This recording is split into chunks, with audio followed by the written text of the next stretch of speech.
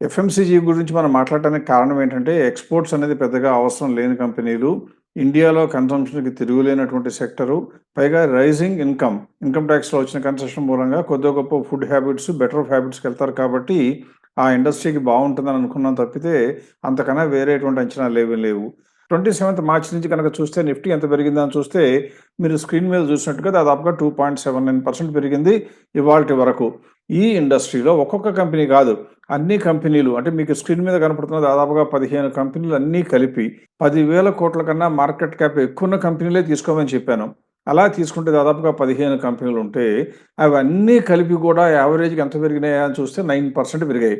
అంటే దీనికి 3 రెట్లు పెరిగింది. మీరిక్కడ చూసినట్లయితే Tata consumer 19%, Bikaji foods 14%, Colgate Palmolive 14%, Britannia 14%, PNG hygiene 12.43, Emami 11.73, అలాగే గాడ్రేజ్ కన్స్యూమర్ 10.93, అదానీ విల్మర్ 10.7 ఇలా విపరీతంగా పెరిగిపోయినాయి.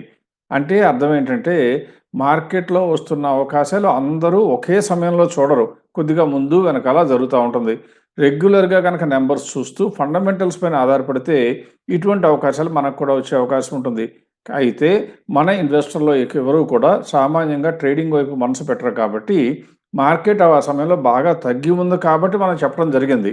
అంటే మార్కెట్‌లో బాగా తగ్గాయి, అవకాశాలున్నాయి కాబట్టి లాంగ్ టర్మ్ కోసం కొనుక్కోవచ్చని. ఇక్కడితో ఆగిపోవట్లా పెరగడం. ఇంకా కూడా పెరగడానికి అవకాశం ఉంటాయి.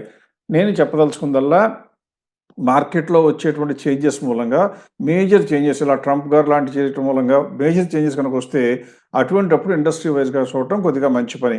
ఆ ఇండస్ట్రీలో మనకు ఎక్స్‌పోజర్ లేకపోతే, మనం ఎన్నుకున్న కంపెనీలో ఒకటో, రెండో గనక కొనుక్కుంటే అవకాశాలు ఎలా మన ముందుకొస్తాయో చూపించడానికి మాత్రమే ఉదాహరణగా చెప్పడం జరిగింది.